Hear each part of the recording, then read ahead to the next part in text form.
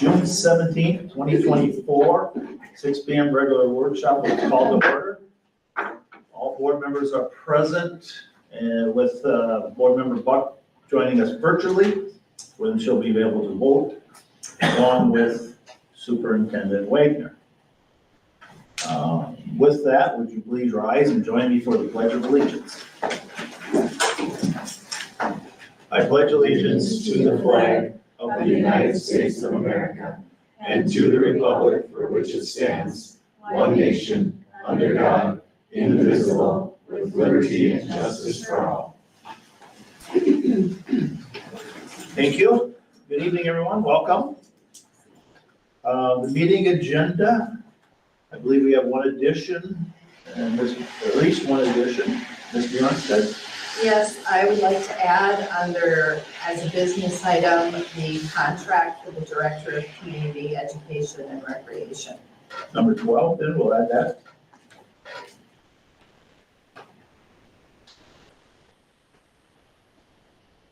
Anybody else have any additions or corrections to the agenda for this evening? Hearing none, is there a motion to approve the agenda, amended agenda? So moved. Moved by Ms. Roll, is there a second? Second. Second by Ms. Schoenfelder. Roll call vote, start with Ms. Roll. Aye. Ms. Tiff, Aye. Ms. Buck, Aye. Ms. Bjornstad, Aye. Ms. Ossendorf, Aye. Ms. Schoenfelder, Aye. and Chair votes aye. We have follow our educational plan, as always, it's posted in our boardroom here. And Ms. Tiff will read our mission statement. The mission of the Redmond Public Schools is to educate and inspire all students as they realize their full potential and become respectful, responsible, and productive citizens. Thank you. And we have recognitions and upcoming events. Anybody have anything they'd like to share? Ms. Buck? Juneteenth event has, due to the rain, has moved inside to the Christ Episcopal Church on Wednesday, with events starting with the basketball tournament at the YMCA from 11 to 1. And then there was the history walk, but that's relocated to the library, I'm assuming the footroom. And that's from 1 to 2, I believe. And then there's events at the Christ Episcopal Church from 3 to 7. Thank you for that change. That's the location for that. Anybody have anything else? Well, I know tonight is we're recognizing also at some point during the meeting or at the end, our final meeting with Superintendent Wagner. And we'll talk more about that later, but this is her last school board meeting with us. So, all right, anybody else have anything else? All right, moving on. I'd like to introduce our new superintendent who's with us tonight in the building, in person, Mr. Bob Joshik, and he'll be starting July 1st. Mr. Joshik, would you come up here to the main thing there so people in the public can see who you are? So when they go around and introduce themselves, they'll have a test later, see if you can remember all their names. Ooh, failed already. Well, welcome. We're excited to have you come on board. And I know it's been quite a move process for you, but we're excited to have you join our team and lead our school district. So maybe you want to introduce yourself and talk a little bit. So I'm Bob Joshik. Jim will just kind of give me a little introduction. I've been able to be in Red Wing a little bit here, back and forth. I've been able to be here today. I'll be here tomorrow. I've got a number of meetings set up with different groups and individuals. I've been able to work with Martina. She's been able to kind of lead me through some of the things that are upcoming, some of the things that are on the agenda, things that have to get done. I've been able to ask questions, and she's been very, very helpful along the way. Slowly, as I'm meeting people, that's been really good. You know, just today, just being able to spend time in the office when everybody was there was very helpful. So overall, things are going good, and I'll be able to be here with my feet on the ground July 1st. Very well. It's I know you're burning candle at both ends, so to speak, because you're still employed way up northwest Minnesota. But we appreciate the opportunity to come down and spend some time with us to get acclimated. And I know Superintendent Wagner spoke highly about the conversations and the participation you've had in shaping our budget and our plans for 2025. And I appreciate having the opportunity for that input. That's been helpful. Board members have anything they'd like to ask him as to, does he golf or anything like that? No, he doesn't run. No, we're happy to have you here, and I know you'll be here for the whole meeting, and I think I have a couple meetings with some people tomorrow with you and others I am also, so. Well, thank you for coming in. We'll let you go back to your seat, so you don't have your mug in front of the public all night long. How's that sound? Perfect. All right. Student showcase. Superintendent Wagner? We have school principals and staff presenting Oh, there. the showcase today. Okay. Who's coming up to do that? School principals. Not school principals. You don't want to be a principal? No. Why don't you hold the chair, introduce yourselves to everybody that's out there, since it's out on camera and taping, and people are actually watching it live. So welcome, thank you for coming in this evening. Okay, well, thank you all for having us. My name is Marshall Laidlaw. I am the youth advocacy intern at Rise Up Red Wing this summer. And I am Rachel Dopkins. I am the youth council coordinator at Rise Up Red Wing, as well as a mentoring program assistant down at the middle school. And we had the privilege a couple of weeks ago to work with Red Wing High School faculty, staff, and students to host a co-design workshop. So this co-design workshop was put on in consultation with the Loops consulting firm, which is a firm out of, I believe, the Twin Cities area, Yes.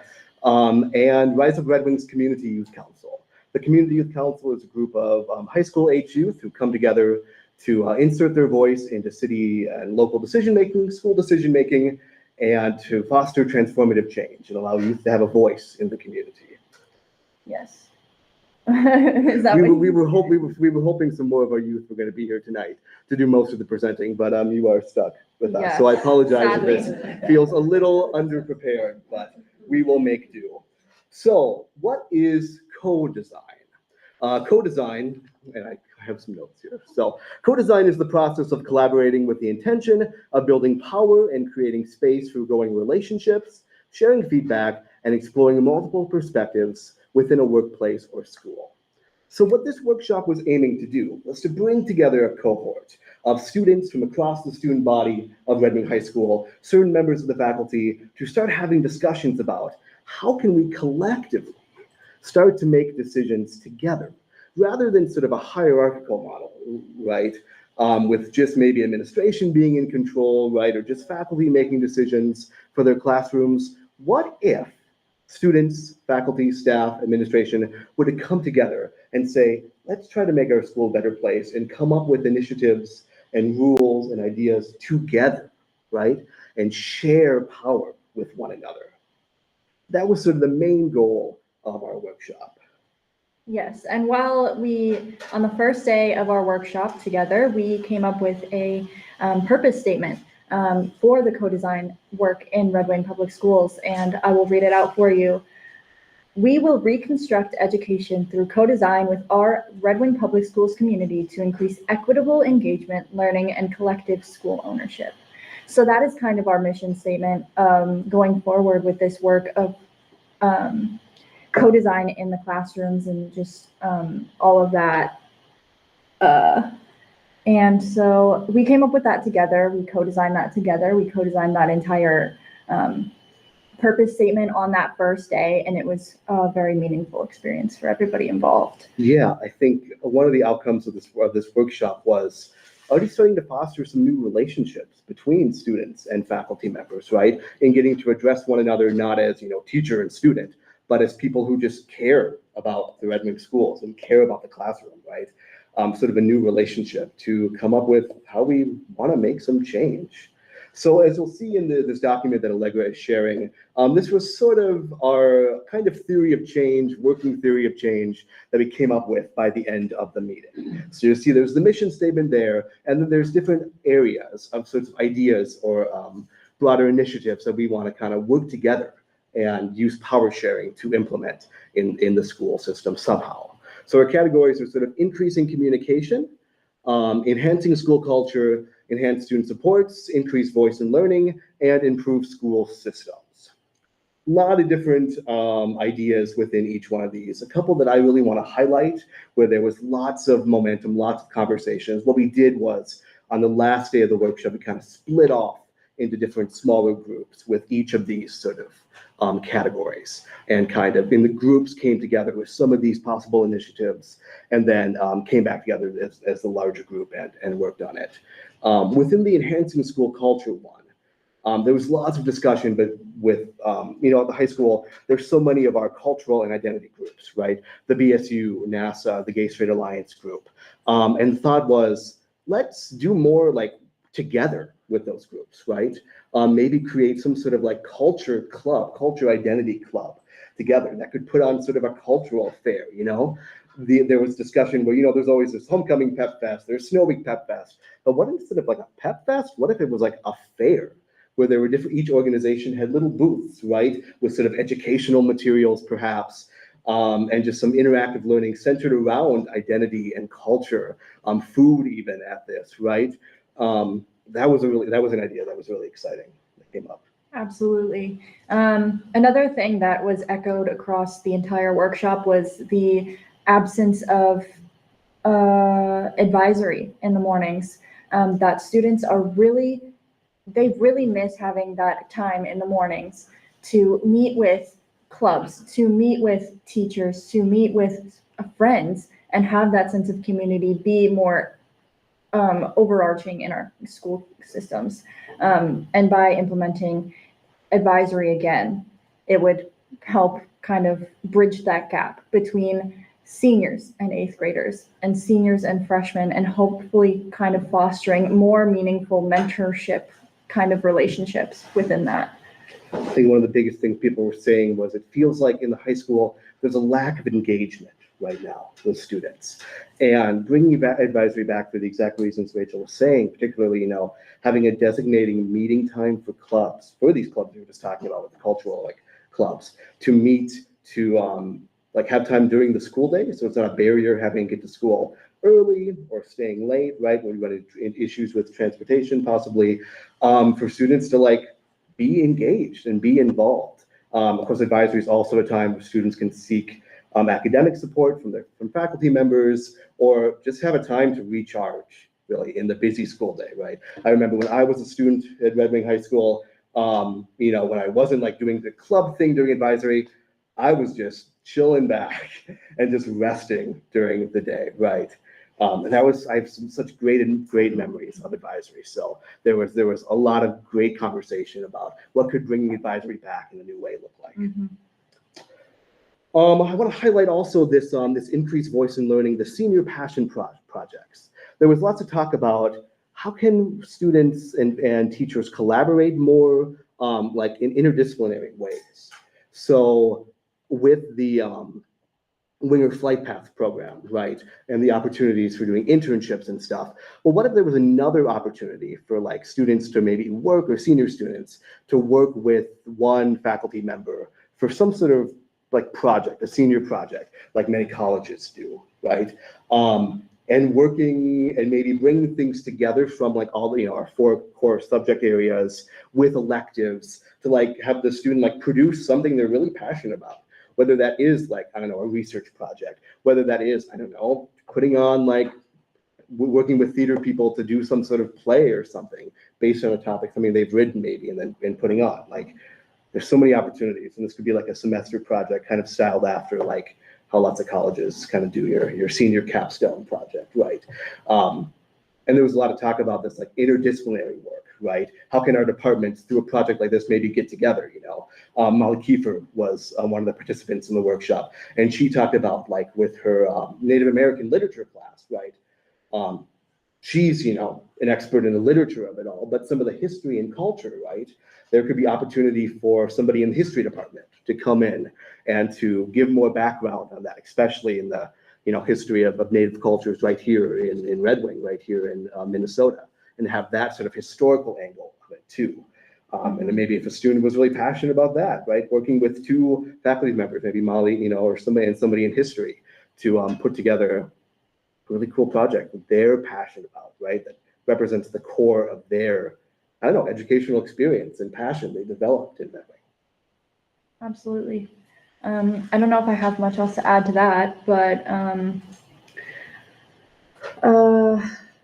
something else that is rather simple, I mean, in my opinion, to re-implement in the schools is to bring back daily announcements. We heard that a lot of students were missing, that they had that daily morning announcement every single morning saying, there's this club happening today, or there is a football game happening tonight, or stuff like that, and having that kind of sense of community in the announcements, bringing together everybody to kind of just listen for 5 minutes. And it's a great start to the day, and knowing what is out there and what is available to students is really kind of something that was overhatched again and again at this workshop, was that they didn't know that we had as many resources as we do. Yeah, that increasing communication sort of part of this work is I think a really huge element, right? With getting people just to talk to each other more, and for there to be more, info about the services that already are happening at the school too. And then, right, what could we do better? What are more things we could be offering too? Yeah. So that's a highlight of some of the things we talked about. There was a letter that we had written to school board members that I believe Allegra or somebody will be emailing you eventually. Yes, I emailed. Okay, great. So take a look at that sometime. And we're really just sort of asking you for support, interest, curiosity as we continue this endeavor.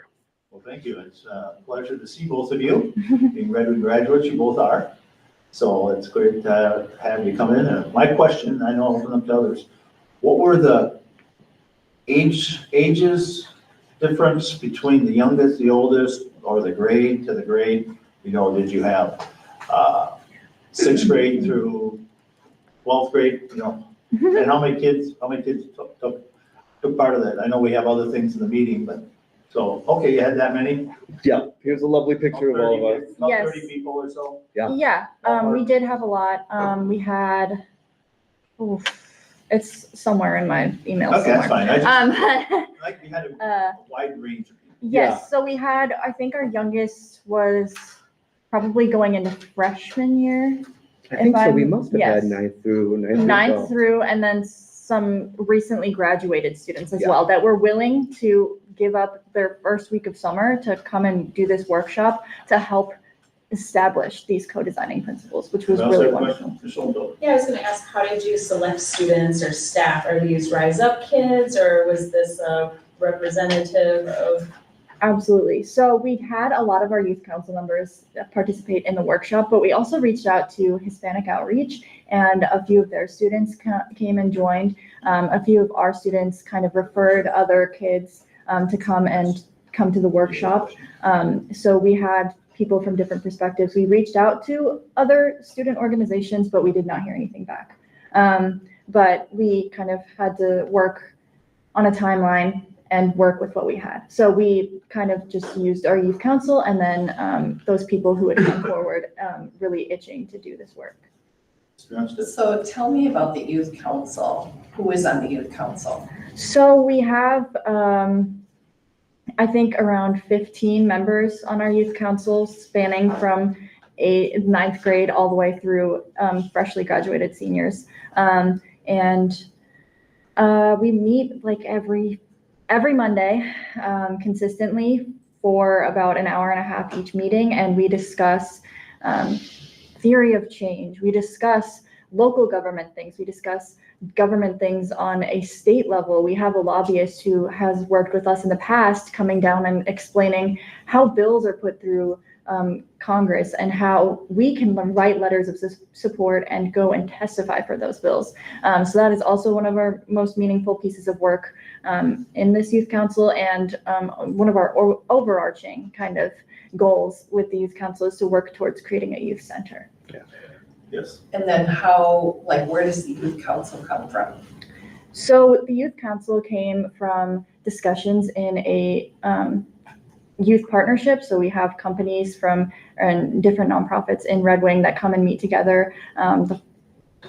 first Monday of every month? Second Monday of every month. Cool. The second Monday of every month, and they really wanted to kind of create youth voice in Red Wing and the ability to have them be at the table and be heard and considered. So discussions at the youth council kind of came through that, and then eventually through Rise Up Red Wing, we were able to fund the council and hire people onto the council. So we were able to form that council and kind of take that step farther. Yeah, last summer I had been involved in writing this youth advocacy action plan, which is what Rachel was mentioning, Yes. which I went and interviewed lots of our community partners, and yeah, the overwhelming sort of recommendation was let's start a youth council. That had been attempted by the city of Red Wing with their youth council, which kind of failed. That's a whole other conversation. And tell me, if you want to talk to me about it, there's drama there. But now we have this community youth council, and yeah, as Rachel said, a youth center is one of the big priorities. Just today at our youth council meeting, we kind of cemented our mission statement. It's still a draft, so I'm going to read that real quick here. That can be the final thing on that. Our mission statement for now is: the Community Youth Council aims to foster measurable and equitable change in the Red Wing community through empowering youth voice and providing leadership and involvement opportunities. As those in power have historically disregarded youth perspective, we will bridge the gap to assure that youth belong. So if somebody wanted to participate in this, how would they do that? Great question. For like the youth council members that we have now, a lot of them were recruited from our mentoring program at Rise Up Red Wing. But we have not cemented like a sort of hiring plan for the youth council yet. I'd say if a student is interested in being on the youth council, to email me, and then I can direct them I can get them paperwork and get them, work And this through. is through, I'm just trying to. Yes, this is figure- through Yeah. Rise Up Red Wing. Not Red Wing Public Schools. Yes, this is through Rise Up Red Wing, not Red Wing Public Schools. Yep. Okay. Well, thank you very much for coming in. As you can tell, you're very passionate about it, that workshop, and we'll continue to work. Our new superintendent, as you know, you got to meet him. He's around here in your presentation, and we want to thank you for coming in this evening. Too bad we signed all these certificates for everybody, and we can't hand them out. So would you make sure that you give these two back there, that they give them to whoever? Well, I guess Allegra. So Will do. thank you very much for coming in. Thank you all. All right. Oh, could we get a copy of this? The presentation. Yeah. Happy to. Thank you. Let's, is there anybody present for public comment? Anybody want to speak? Did you get any emails, Superintendent Wagner? I did not either. One last time, anybody want to come do public comment? All right, we'll move on to administrative reports. You got that, Superintendent? Well, everything's got presented. Oh, yes. See, I told you I was gonna share it right now. Not a lot of admin updates. I was going to reiterate that our VSU has been very involved with the community for Juneteenth, which Nikki highlighted, and then some of the changes pending the work.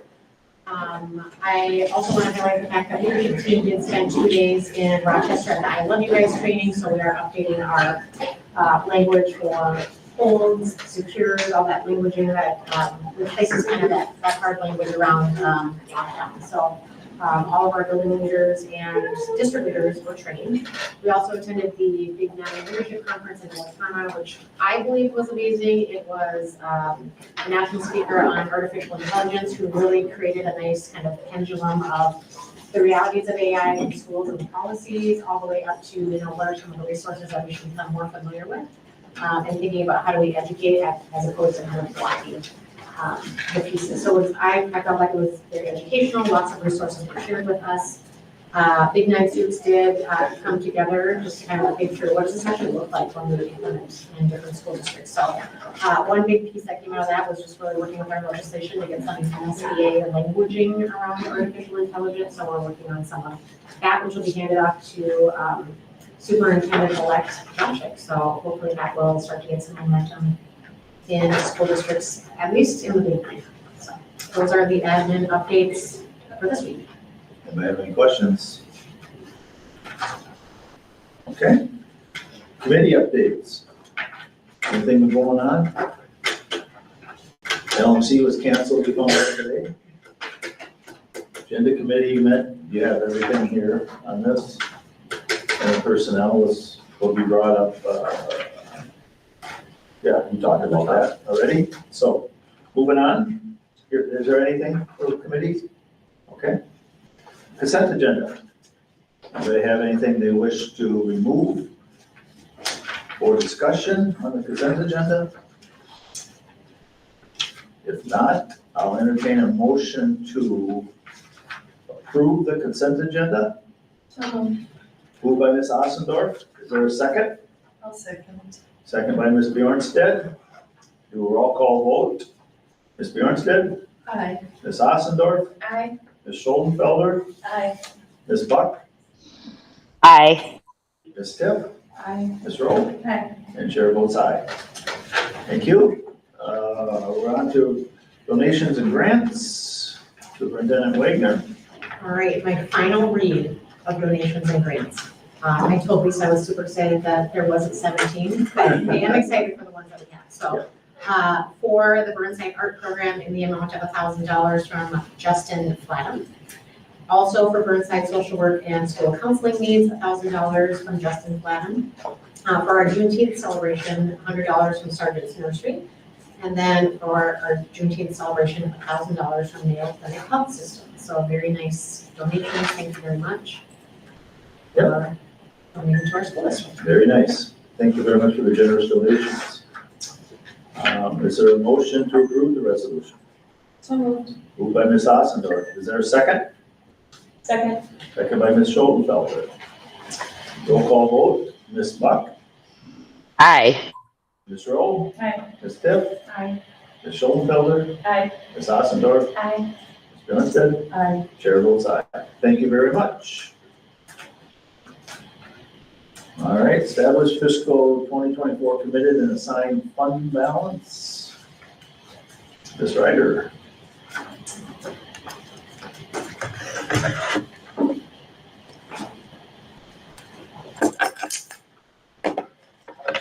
Good evening, Lisa Ryder, Director of Finance and Operations, and this item on the agenda is one that you will make on an annual basis, and it should be done prior to you adopting the full budget. It identifies the fact that you are committing as a board and potentially assigning fund balance for specific purposes. So in this case, when you're committing funds, that usually falls into we have student activity accounts, and we have some administrative accounts that are functioning like student activity accounts that roll from one year to the next. And it's those accounts that you're basically committing, okay? In addition, we talked in the workshop earlier that when we are planning a deficit for next fiscal year in the adopted budget that's proposed, that $125,000 deficit then could be assigned at the end of this fiscal year's audit so that it is available and noted for use in the following year. So that's the intent behind this recommendation before you, is to formally have the board commit and assign those fund balances for those purposes. Now you'll note in here, this comes from your policy 714. So much of this language is directly from that policy, but when you do this, you should be declaring essentially upfront what it is that you're going to allow to be committed and what it is that might be assigned. And so you see there are three areas: carryover funds, facility rental funds, that's another area that we want to see those things kind of carry forward. And then the community education unspent grant and donated funds. I have noted that in the past, we have had the practice of recording those as deferred revenue. And I happen to know that as we move forward with a new audit firm, that's not going to be allowed. So we're going to want to make sure we can commit those funds for those purposes. An example of that in the past would have been receiving donations, for example, for Northern Lights golf course and the lighting project, right? So those funds were received in one year, but then they weren't necessarily completely used until the following year. So you want to be able to carry those things over, and those are the types of things that you'd be committing. You are not at this time identifying the dollar amounts. You are simply acknowledging and declaring the fact that you're okay with these things being done for committed purposes and assigning the fund balance. The actual calculations of those dollar amounts will be handled during the audit process, and you will then approve that audit. Okay, questions? Recommendation, you heard that, approve the commitment to the fund balance of fiscal year 2024 to include carryovers, 2025. Is there a motion to do that? I will make the motion. Do you want me to read it all or can? That would be wonderful. You don't want to listen to me. I will make a motion that the Board of Education approves the commitment of fund balance for fiscal year 2024 to include fund balance resulting from carryover funds, facility rental funds, and unspent grant funds allowed to carry forward, and to assign fund balance to eliminate the projected budgetary deficit in fiscal year 25 unassigned fund balance and no greater than the projected budgetary deficit. That was a mouthful. I'll second. Second by Ms. Ostendorf. Any discussion? Hearing none, I'll do a roll call vote. Ms. Tipp? Aye. Ms. Roll? Aye. Ms. Buck? Aye. Ms. Ostendorf? Aye. Ms. Schoenfelder? Aye. Ms. Bjornstedt? Aye. And chair votes aye. Thank you very much. And you're gonna stay right there. Adopt budget for 2024 through 2025 fiscal year. Okay, so I have updated this slide presentation since our workshop. And so as we begin our conversation around the preliminary budget that is proposed for adoption tonight, I want to begin with the process of looking at the, let me make sure I can mark this right.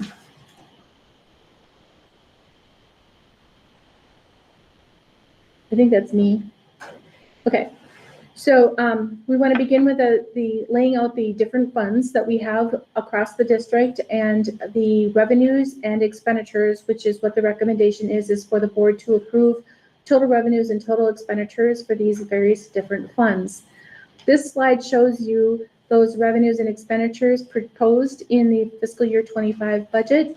It does show the projected change in fund balance, and as you can see, in most of these cases, we are spending down fund balance.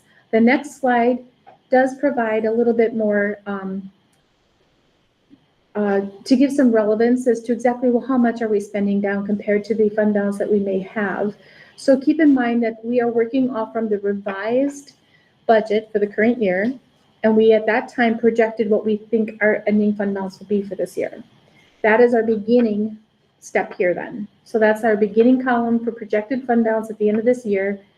And then considering the preliminary revenue budget and the preliminary expenditure budget, that change in that fund balance and what you can anticipate then that projected fund balance would look like at the end of 25, if all of these numbers were our reality, okay? So as you can see, in the general fund, we're spending down the 125,000. That is in the proposed budget, and I can give more details in a moment about that. Food service is a spend down of around 135,755. You can see they are starting at the 437 mark, 437,000. We have community education and its line item, and they will have a remaining fund balance. I would point out there were significant reductions in community education programming and structure in the previous fiscal year, and so you'll find that that's something that as I mentioned earlier, Dawn, as director, pretty much watches and kind of manages as need be based upon the community needs as well as what we have happening in staffing and programming. Debt service, we can talk in a moment about what exactly is debt service, but you can see where there's a slight spend down there. And that carries a projected ending fund balance of around 814,000. Custodial funds, I didn't mention this earlier, but custodial funds are really where our scholarships reside, as well as our fiscal hosting for the ELC. And internal services is our health insurance and clinic information there with regard to those costs. And then we have our OPEB trust, and the OPEB trust is dollars that we have retained over the years from a bond sale for purposes of funding the other post-employment benefits that do exist in a few of our contracts. Largely, that cost is in our teacher contracts. So that's a summary of the preliminary budgets for the fiscal year 25 that is being proposed. And a couple of notes, talking points. We use the general education funding formula of $7,281 per adjusted pupil unit. This reflects a 2% increase in state statute on that general ed formula. You'll see in a moment that about 70% of our revenue comes from gen ed formula state aid. And so that 2% is applied on this rate and then multiplied by the adjusted pupil units, the number of students that we actually serve through the year. We also have noted the fact that our enrollment estimate for the fiscal year 25 assumes a decline of around 90 ADMs, that's average daily memberships of students, from fiscal year 24 to the fiscal year 25. And we have adjusted for those students that we anticipate may be enrolled in other tuition programs that we need to pay the tuition for and not necessarily have them served in our classrooms. Elementary K through 4 class size district-wide average is around 25.6 per 1. This is classroom teachers only. And this is resulting from a range of class sizes that are projected at around 23 to 28 for the different grade levels. And when you reach 5th, 6th, and 7th grade, that's our middle school, those class sizes are averaging between 29 and 30 students per teacher in our allocation of staffing. This number decreases when you consider then adding in the staff for special education, English learners, our compensatory staff, counselors, deans, nurses, social workers, those that are not included necessarily in the class size ratios. So taking a look at just the general fund, you have the whole list of all the different funds, but we're going to just start with that first line here. And I just want to give you a little bit of an understanding of that revenue that we receive. Like you see, state aid, 71% is in the gray area. That's where most of that revenue is coming from. 22% is from the levy, 4% is coming from local revenue, and 3% from federal funds projected in our revenues for fiscal year 25. Taking a look at the expenditures and looking at how are we spending those funds. Salaries and benefits is around 65% for us. Purchase services is 30%, supplies and materials at 4%, and a bit of capital expenditures around 1%. I just want to take note that when you look at state averages for school districts, oftentimes you'll hear that people are looking around 70 to 80% for salaries and benefits. That looks differently for us simply because of our relationship with GCED and the number of services that we actually contract service for our special education services. It also does, the 30% includes the students that we are paying tuition for that may be enrolled in the 5RO programming, and PSEO is also another example there as well. So there's a reason why it looks differently for Red Wing Public Schools, and that is not uncommon for our history. So those two slides reflect the general fund all by themselves. One thing I wanted to make clear with the public is that as we talked at our last meeting on June 3rd, you had asked me to give you some projections for fiscal year 26. And I wanted to make sure that we're all on the same page in the fact that as we look at these numbers, this slide shows you the first column of numbers is preliminary fiscal year 25. The proposed budget shows the revenues and the expenditures with a spend down of $125,000. When you roll that forward, because of the $2.1 million in budget adjustments that you have authorized and guided us to make a part of our budget process, those adjustments then do bring down that projected fiscal year 25 deficit from what was originally presented on the 3rd of June, and is shown in the last column of $4.5 million. When you consider those adjustments we're making here in 25, that brings down that projected deficit to only $2,057,233. So it does make a difference. It does matter. The fact that these adjustments were made in fiscal year 25, it will assist us in planning for fiscal year 26. And it certainly helps to make this not look so daunting.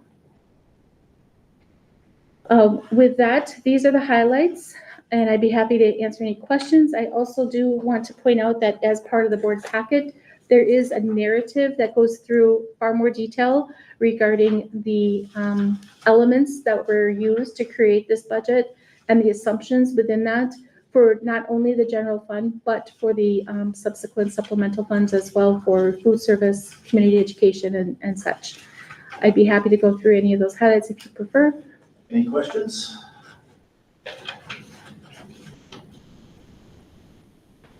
I'll be looking at this, I was really hoping we would address some of the funding we have through GCED, because when I said we're gonna make budget cuts, everything had to be looked at, and I don't think we fully looked at that. Maybe we'll down the road, but I just want to say now it's disappointed in that, the fact that we couldn't look at the whole thing, so. And in that case, we need to look at adopting a budget tonight or by the June 30th. So what is the board's wishes? I think it's just important for the community to know that just prior to our school board meeting this evening, we had a workshop fully on everything that was presented, and we looked at this budget very intentionally. And so just because there's not a discussion now doesn't mean we didn't have a discussion earlier this evening. Good point. That was a pretty robust discussion for about 45 minutes. And meetings prior to this too. Correct. I'll make a motion to adopt the 2024-2025 preliminary budget, providing all funds revenues of $47,143,966 and all funds expenditures of $47,977,170. Motion by Ms. Otzendorf, is there a second? Second. Second by Ms. Bjornstead. It's easier to second. It's very small print on my computer. Is there any questions or discussion? Hearing none, do a roll call vote. Ms. Bjornstead, Aye. Ms. Otzendorf, Aye. Ms. Schoenfelder, Aye. Ms. Buck, Aye. Ms. Rowe, Aye. Ms. Tiff, Aye. and chair votes no. So, based upon my comments, so. Motion carried, 6-1. Thank you, Ms. Ryder. Mhm. You did a wonderful job presenting all this. I know it's a daunting task. EDIAM resolution authorizing the Iowa Identification Official Authority, which we transferred over to Mr. Bob Joshik as of July 1st. Something we have to do prior when we have a new leader come on board. So it's in your packet here, and it's something the state requires, so there's a motion to, and I'll make it, I move to approve the EDIM resolution authorizing Bob Joshik to act as official, identified official with authority, Iowa, for Red Wing Public School ISD number 256 as of July 1st, 2024. I'll second. Second by Ms. Tiff. Any discussion? Hearing none, do a roll call vote. Ms. Buck? Aye. Ms. Schoenfelder? Aye. Ms. Rowe? Aye. Ms. Ossendorf? Aye. Ms. Bjornstead? Aye. Ms. Tiff? Aye. Chair votes aye. Sharing data agreements. Is that you, Ms.? Yep, Ms. Robertson? Come forward, please. Kind of nice, you don't have to have that card around anymore, isn't it? I know, it feels great to Move have freely the through food off, yeah. boards around chairs and tables. Good evening. I'm Ann Robertson, Communications Manager here for Red Wing Public Schools.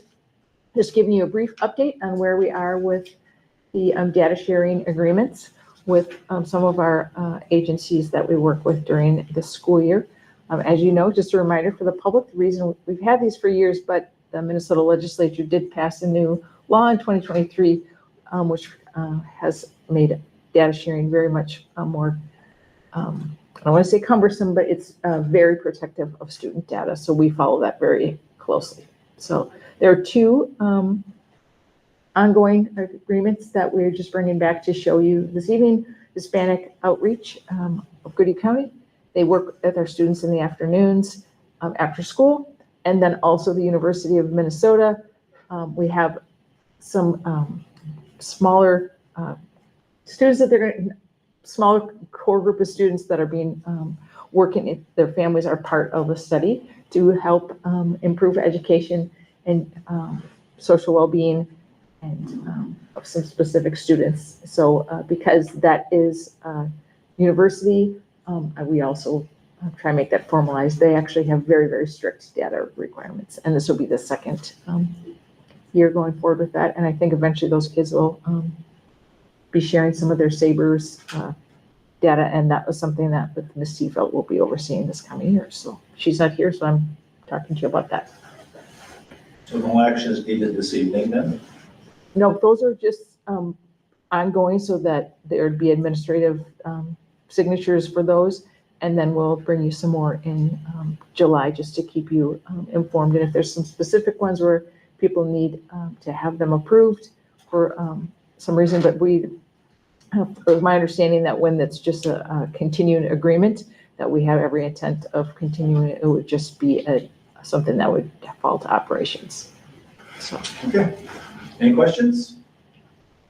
Okay, we'll move on to the fun. I think you're the next one too. Sorry. I'm reading a policy 505 and 904. Yes. This is the final reading. Final reading. Are there any questions about either policy 505 or 904 by the board?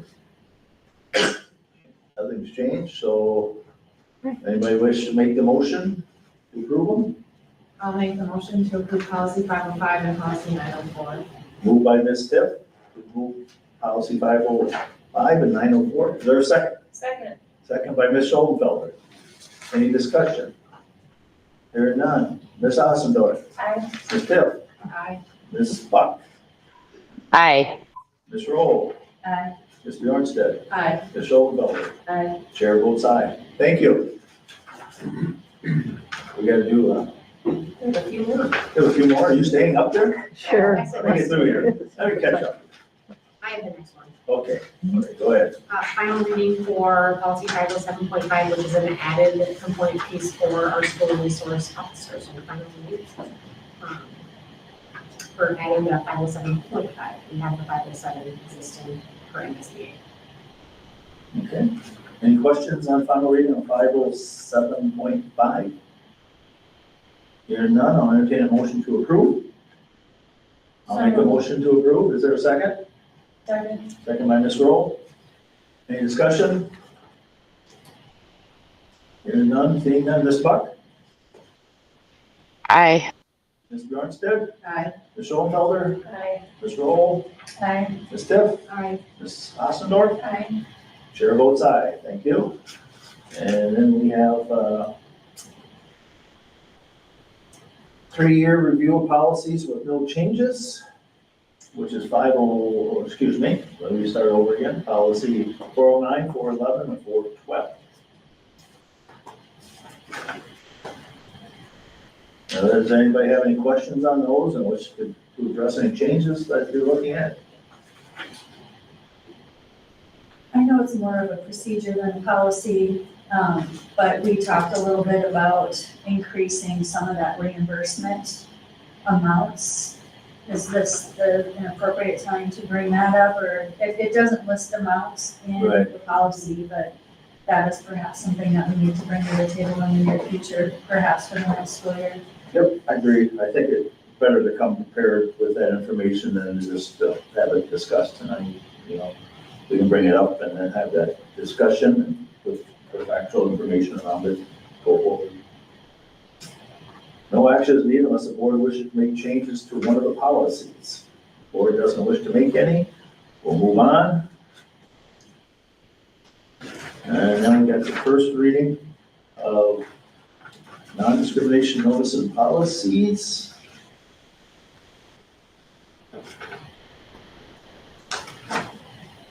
Oh, there you are. I'm here. We'll have an actual letter that will be separate from the policies that we'll be bringing forward to you before this statute says we have to do that in the fall. But non-discrimination policies, one of the things that we have numerous of those, plus listings in various handbooks.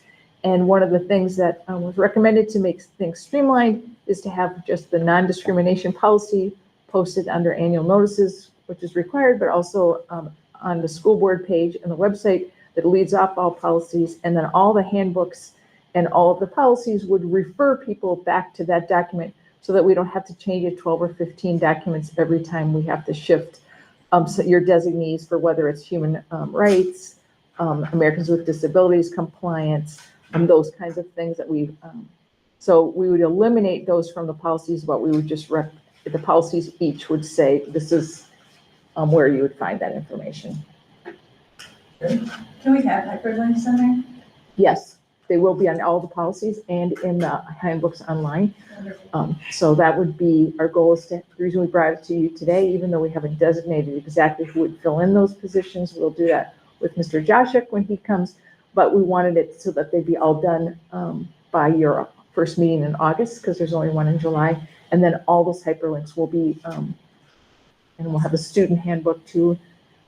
Not gonna would by that, so all those things will be live and active for our community. So I just want to make sure I understand this. So there will be, like, I read all that stuff and everything was redlined. So when we say like who our human rights officer is that going to be a separate web page that lists all those things? It's a separate document that will be a list included on the pages, but also, yes, on the annual notifications, and it will be posted in every one of our buildings. So that'll be readily available to people. And then we'll also link it to the newsletter when it starts the year to say with a PDF, if you need this information, and then we can, or a link to that PDF. It's just that we've had people turn over and change, and then we have to change all those policies. And I think by doing it this way, we're hoping to make the information readily available so people aren't confused. Well, I have this student handbook, I printed it out, or it's from 3 years ago, I didn't think I needed it, and those people are long gone. Right. So the people who are doing those positions will be listed. Name, email, phone number, the whole works. Yes, Michelle. I just really want to encourage the board to spend some time reading these. I know we get bogged down with a lot of policies, but as a member of the community, these are the ones that people come to me the most about. And so if we could really be diligent in the next couple of weeks about spending some time reading them. And I think too, if we know these policies, it's different about the procedures addressing these policies, but I think it's really important for all of us to know what these policies are. And as a concerned citizen and a parent, I also wonder about procedures that all of a sudden get put in place that were never put in place before, based on something that may have happened in the school or may not have happened in the school. I've seen that happen where something that's never been done before is all of a sudden done, and is a change in procedure that's never been done before. So I think it's really, really important to spend some time on these in the next couple of weeks. Okay. All right, thank you. Okay.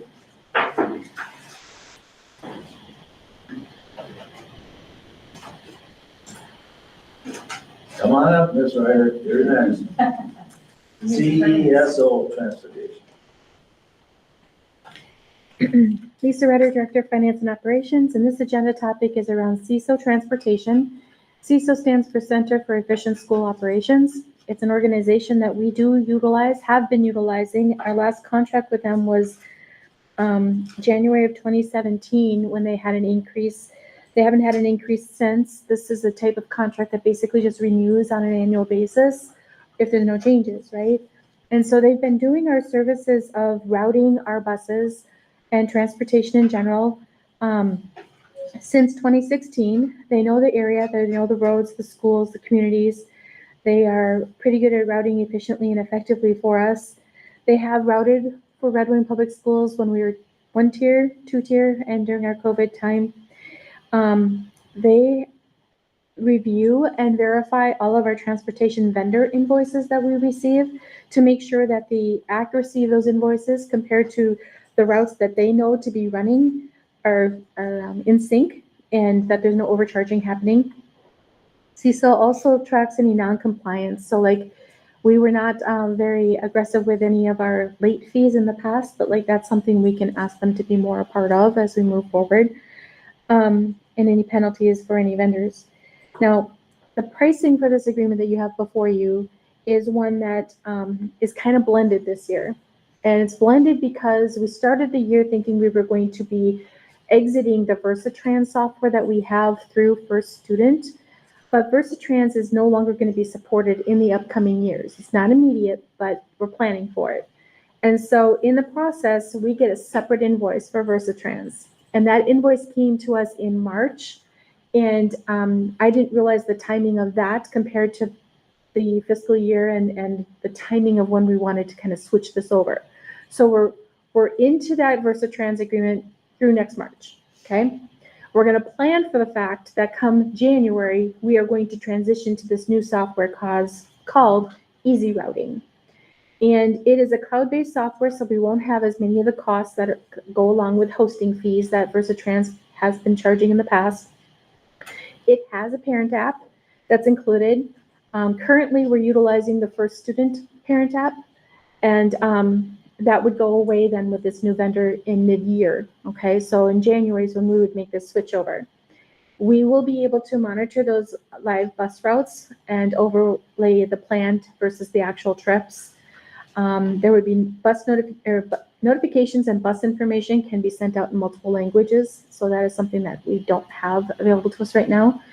And we'll be able to, should we want to in the future, track student ridership if that's something we wanted to do. So those are the benefits of the new software, which that software is the reason for the blended pricing. So because of the timing of this, where we're doing that mid-year, you're going to see that we actually have pricing that's going to be a certain dollar amount for July through December, and then it would change for January through June to a different dollar amount. Overall, when all is said and done for the year, we will see about a 4.7% increase is requested with this contract. And we'll see that blended as we go through this process. This is an implementation that we won't be the first, but we're also not wanting to be kind of the tail groups, right? So it's kind of a timing thing. We had the option, do you want to try it this next year? Do you want to wait a full year? And we thought we would get into it this year until we've learned of some of that complication with the Versatrans invoice already having come through on our First Student billings. And so therefore, we're still going to go forward, but it's going to be mid-year. So. Questions? Yes, Mr. Is there a plan to notify parents who use the app? Yeah. There'll be a whole communication process we use for that as we roll that out.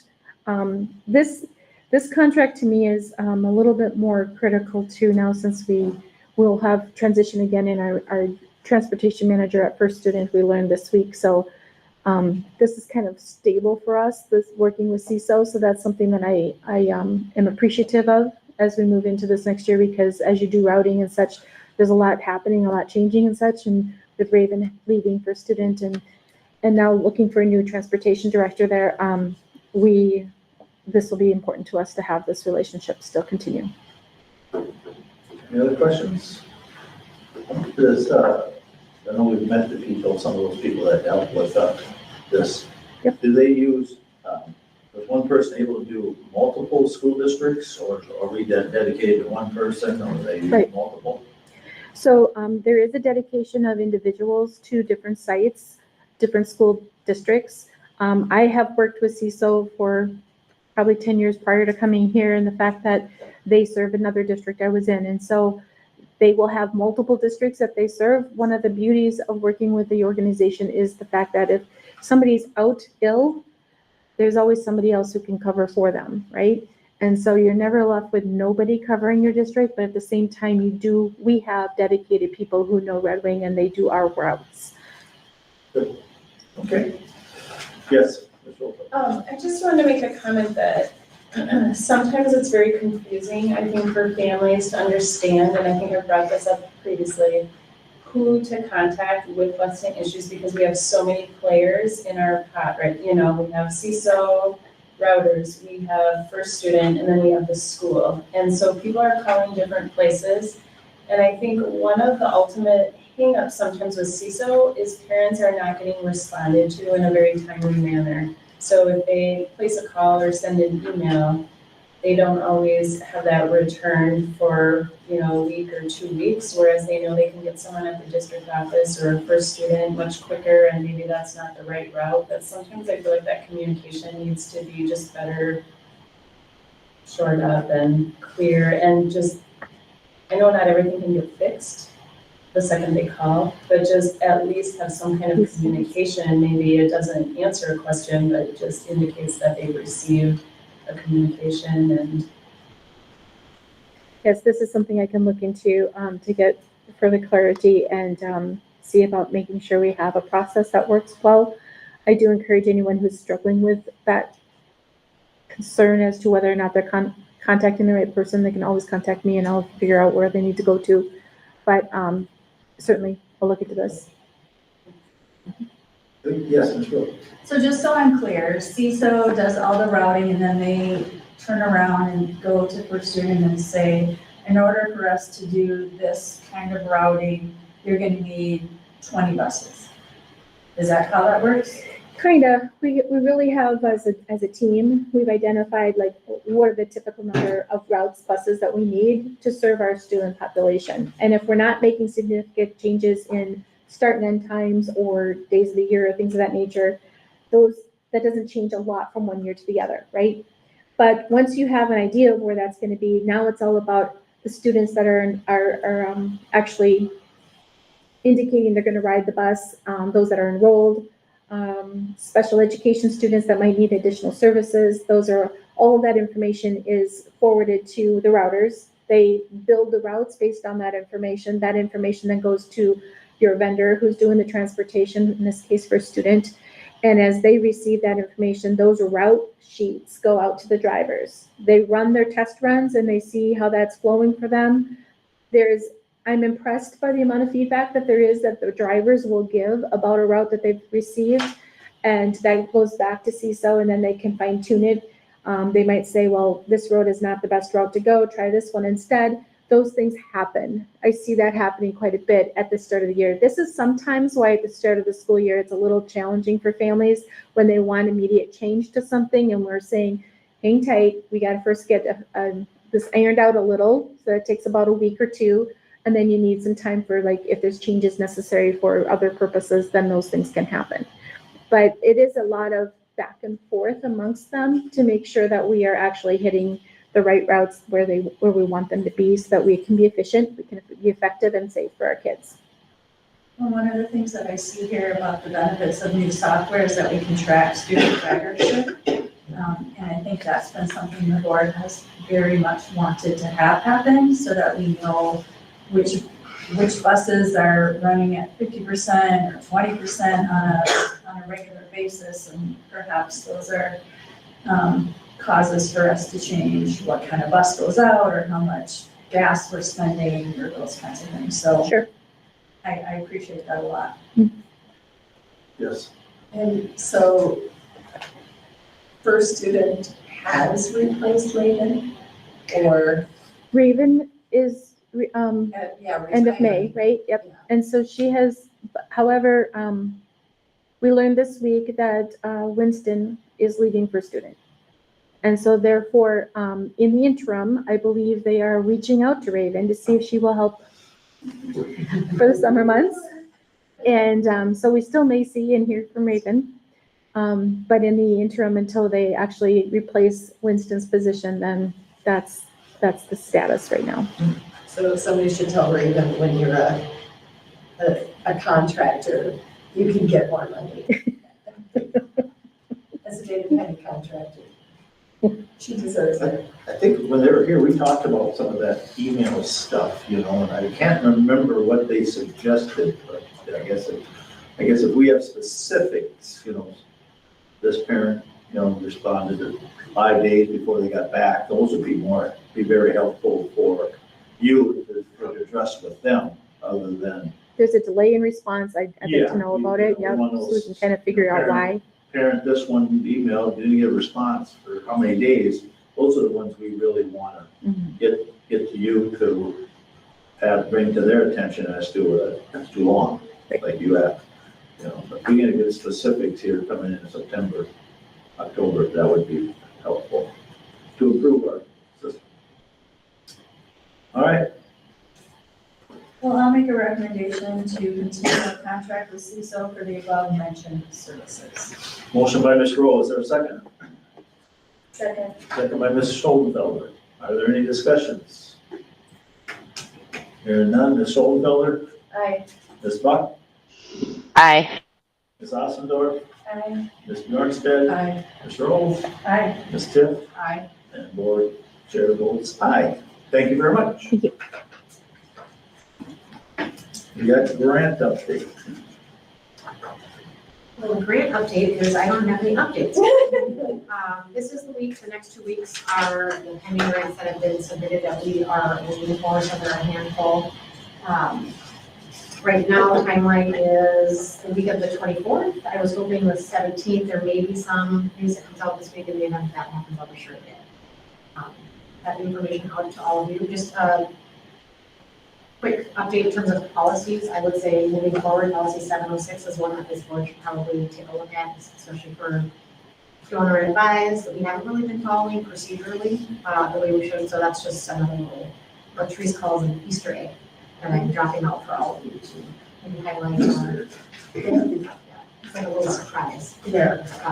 For Superintendent-elect Joshua to around as money kind of comes in, I want to know how it comes in, and the grant should be presented to all of you for questions and concerns. Sure. Good point. Thank you. Any questions on the, you got An additional. the Easter bunny there? Yeah, that's to add to the Easter egg. I think that we, as a board, have grown in focusing on policy. And I think we haven't always, sometimes we get sloppy with following policies. And I think in the end, there are unintended negative consequences. And I think, we need to be better so that we know what's going on. If there's an item that needs to be, there was an item on the agenda tonight that did not come to the agenda committee. And because it involved outside agencies, we did not pull it from the agenda. But I think, we have, not that we wouldn't have put it on if they asked, but it just showed up.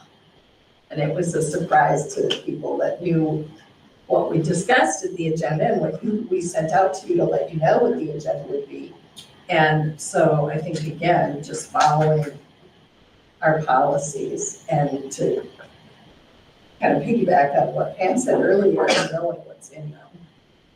So that's why I picked that Easter egg up, because it's important. Okay. Bad things happen when you don't follow policies. Well, I don't think there was any intended by the board members. No, I'm not saying that. I'm saying that in as a system, Okay. we all, not just us, the district too. Gotcha. All active people in this process of caring for kids and doing what's best for kids. Okay. Need to follow policies. All right. MSHSL resolution. Ms. Superintendent Wagner. So, athletic director Paul Hartman shared this. This is an annual fee for our MSHSL membership. You'll be pleased to note that the membership has been reduced based on some of the review from the state in terms of ADM and students who are kind of parsing out some online enrollments in multiple districts. So this is, I don't actually have, and maybe Lisa, this would, you don't have to have this off the top of your head, but I think it's reduced significantly in terms of cost, and again, it is by our student enrollment account. So the breakdown, the total cost for our membership is $5,595.25. There was no documentation provided to us. It was in a DocuSign. So if you, the issue with that is it's limited to who can actually open it. So that's why we do not have that in there. But if you are interested in seeing that, part of the urgency with this is the last day to actually renew is June. Okay, I will make a motion to approve the 24-25 Minnesota State High School league resolution. motion by Ms. Tiff, is there a second? Second. Second by Ms. Roll, any discussion? I'd just like to say that being a member has many, many benefits that are really good and important for our kiddos. And you've been our rep on there for a number of years.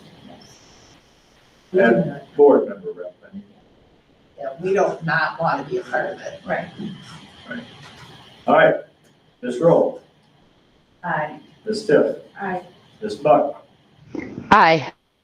Ms. Bjornstedt, Aye. Ms. Ossendorf, Aye. Ms. Schultfelder, Aye. chair votes aye. We have number 12. Approval of the July 1st, 2023 to 24 Director of Community Ed. Ms. Ryder, come on up.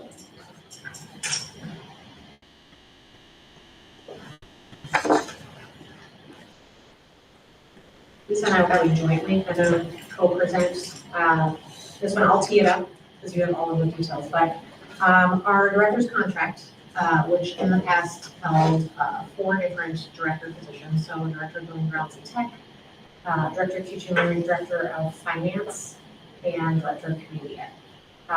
They are a terms and conditions group. The issue that we had this current year is that you had to have 3 active members.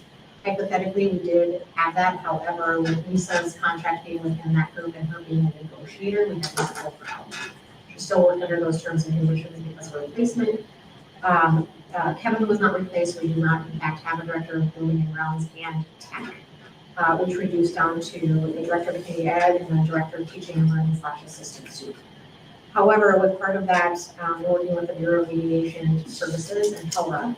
A lot of those titles hadn't been updated and changed, essentially created a null and void terms and conditions included. The one caveat to that is that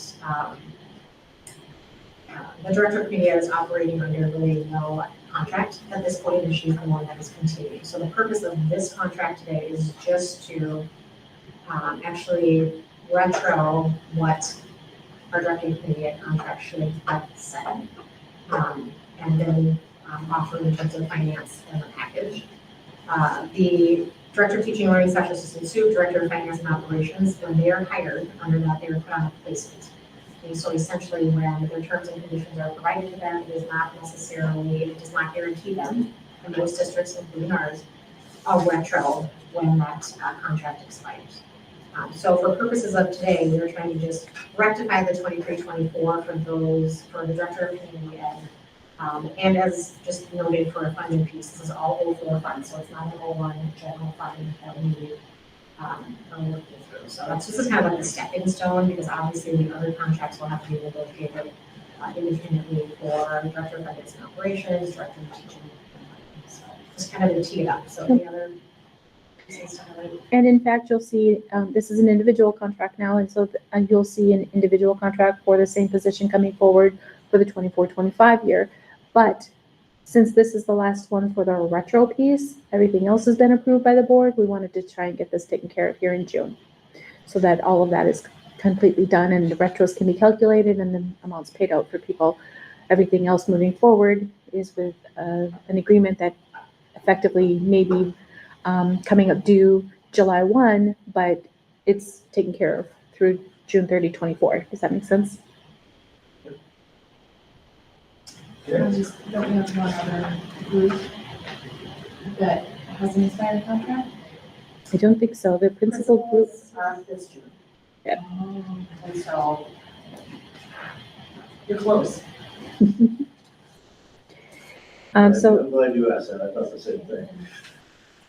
So, we need a motion to approve I this have a then? question. Yes, Ms. Sutherland. So, I know in the past, like, the non-classified, they're not a bargaining group, but the, negotiations committee was still part of the conversation about what those pay rates would be and all of that. So I understand why this bargaining group is no longer a bargaining group, but I still question why this didn't go to the negotiations team. And we don't have that contract anywhere in our board packet, correct? So I mean, it's still the contract that's online. So ultimately, the updates that we're showing you are just what was updated. Okay. I mean, it needs to be modified so that the language that is reflective of like multiple positions, you won't need that now with the singular, right?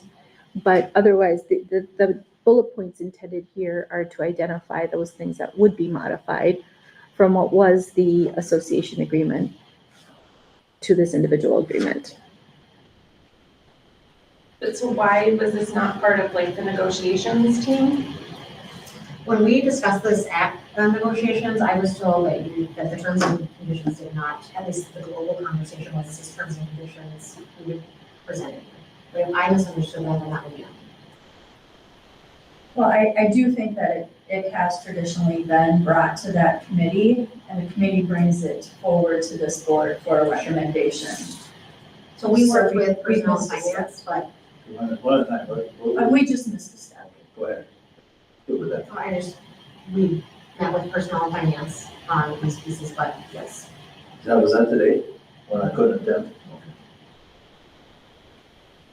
So I'm not really comfortable voting on this just because I feel like, I mean, I understand why you want it to happen today, but because like all of because our salaries, wages are such a huge part of our budget, I feel like it's part of that negotiations team's job to look at how all of that is allocated, right? And to look at kind of what those parameters were that were set, and that included the directors and supervisors when we were starting the process of looking at all of these contracts. So I'm not comfortable approving this personally without kind of it being part of that whole conversation and without having like just the late notice of it. Right.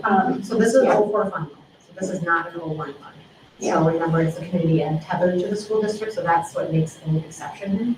I understand the others, and those would come in front of the negotiations, but we don't really have, as far as I can tell, the 04 would not go. And maybe She's incorporated this into her budget already. so that's a little bit of the also. Wait, she incorporated her own. No, I'm saying you make assumptions when you're looking at salaries and wages. And so for all of the Fund 4 budget, as I reviewed it, knowing that this stuff was still yet to come, I see there's room there for this particular, I think there might be even more budget there than what this is calling for, but it's been considered. She's applied a percentage increase for those things. And this isn't a blanket, this is a one contract, it is not a blanket to the other directors. Does that make sense? Yeah, I think it sets precedent though. So This is not the directors group that is the supervisors either, just so we're clear. There were 2 directors groups on the website, if you look. This is the one that is kind of unique. It just says directors, and then there's the directors and program supervisors. We are not talking about the program supervisors and directors, okay? but there's still other people that were part of this group that I feel like would be. Well, the only one remaining for 23-24 is Dawn, is this position. As the other positions are my own and Director of Teaching and Learning. And since those were assigned positions at the start of the year, that retro, our past practice is that does not call for retro when you are brought in the year of. And so that, there's no one else there, sorry. Let's go. Do you have the percent increase or how much the insurance increase was here with the numbers? No. This is, so this language was language that had kind of that before and after date. And so this particular association contract called for if you were before July 1, 22, then it was a percentage of the single or family insurance. And so we're making it a flat rate like we did with all the others. That is not changed from what is currently. I mean, we've paid throughout this year based on these very rates. The only exception is the salary. The insurance is what was paid out. So there's no change. There's no retro. There's nothing different there. But we are calling out a flat amount and not allowing the percentage language moving forward there. So I got a question, is you want to bring this to the insurance development, so negotiation committee, and can you meet in the next week or so and bring it to the July meeting, is that gonna hold things up? I mean, there's some concern, I guess, on the board here about procedural, and where it should go, and then just have vet it somewhere and then bring it back. But yes. I think what is maybe concerning a little bit to me is the oversight, like, and it's confusing because Community Ed has their own budget. However, where's the oversight for that budget? And so I have a problem with somebody giving themselves a raise without an oversight of that, right? Like, it just doesn't feel right to me. And I might be missing something here, but I think we have to have a longer conversation. It doesn't mean that I don't value or will agree to these terms, but I really feel like we've missed a step in the process. And I feel like you're coming to us with a recommendation that this is what we want, right? And I respect that, and I think that that's a fair statement. But if the school board is in charge of all budgets, then we need to also have a conversation at the budget, or at the board level before we can okay this. Does that make sense? I just want to clarify one thing. Dawn did not present this to us. This was our. Yes, yes. But you had said that she had already assumed that. After I saw this, I looked at the budget. And it was there. Well, I mean, the budget that's there covers this increase as well as probably other increases that are yet to come for those agreements that are not yet determined because they're terms and conditions. So like in every budget, we had to put in like an assumption as to what kind of an increase are you looking at, right? And so that assumption's put in there, but it's not, her budget isn't laying out just her salary alone. It is grouped with everything else. So is there room in that budget? She used a percentage on those increases for the salaries overall. Because you've got your program supervisors and non-class people, they're all throughout community education as well as Kid Junctions. All of those are terms and conditions not yet determined for July 1. So those assumptions that have been made in that budget, this is in line, is all I'm saying. So it wasn't something that you can even look at the budget and say, well, that's Dawn's budget, right? That's not how that works. So when I saw this percentage increase and learned that that's what we were thinking about doing with regard to this individual position, I feel confident that the budget will manage that. Josh? So, 2 questions. So for Lisa, for you, if this gets delayed and puts into July, is that happening? And obviously, it'll end up in 2 different fiscal years. Does that pose any problem? Not from a fiscal perspective, however, my worry was just around TRA and whether they're cash basis. If that's the case, just based upon what I'm hearing from the group here, it does seem that there's a little uneasiness about it. So given that, I would recommend that we kick this into the negotiations group, let them look at it and bring it back in July. As long as this doesn't have any impact with anything that fits with the audit or anything along those lines. And I think that's what I was kind of leaning at. We missed a step. It's nothing against the position or the person. if, you know, being fair and consistent is important to me, and maybe that's where we missed a little bit. So I would, somebody wants to table this to the negotiating committee and bring back a recommendation in the middle of July, after they've met and discussed it with the person, and then I'm willing to accept that motion. The recommendation I would make is if we table it, that we will bring all contracts forward so that we can have it just go through each of them as a team, as opposed to like trying to spread this out. I think that makes sense, so. So it's on the agenda, it was added to the agenda, will be all approved, so we need to table it to a future meeting by motion. If you want to do it, otherwise you act on it. One, two. I'll make a motion to table this. Motion by Ms. Rowe, table, is there a second? Second by Ms. Ossendorf, table, the motions are non-debatable. We'll start with Ms. Schoenfelder. Aye. Ms. Buck, Aye. Ms. Rowe, Aye. Ms. Bjornsted, Reluctantly, I. Ms. Tiff. Aye. I will like to, so let's bring it back to the proper procedure, and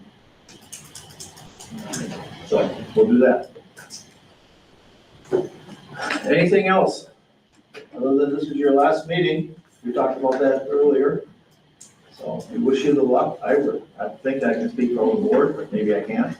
But we wish you luck, and we thank you for your time here. And it was I'll need great a to lot get. of luck. Huh? I'll need a lot of luck. No, we enjoyed working with you, and we wish you the best.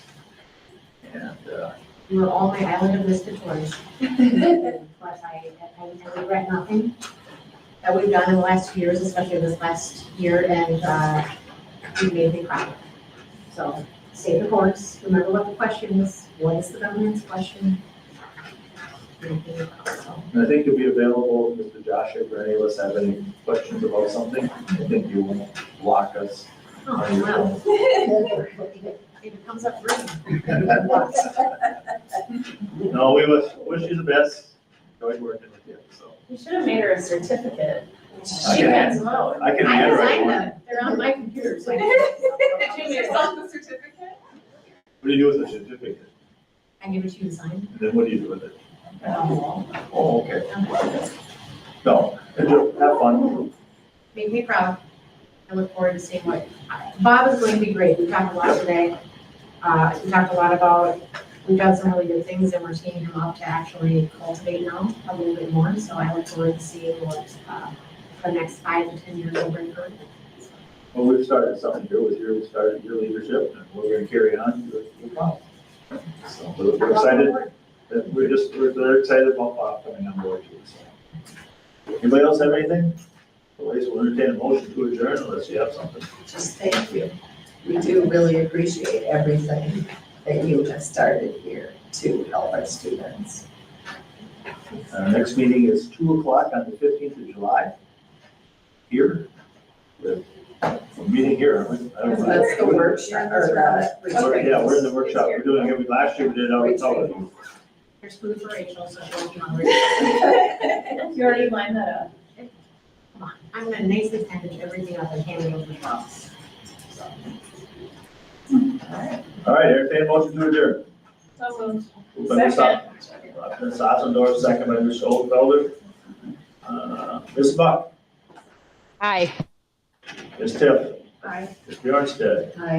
Ms. Grohl, Aye. Ms. Ossendorf, Aye. Ms. Schoenfelder, Aye. Chair votes aye. Thank you very much. Good evening. I know, it was hot when we got here. I'm not. It's hot outside. I am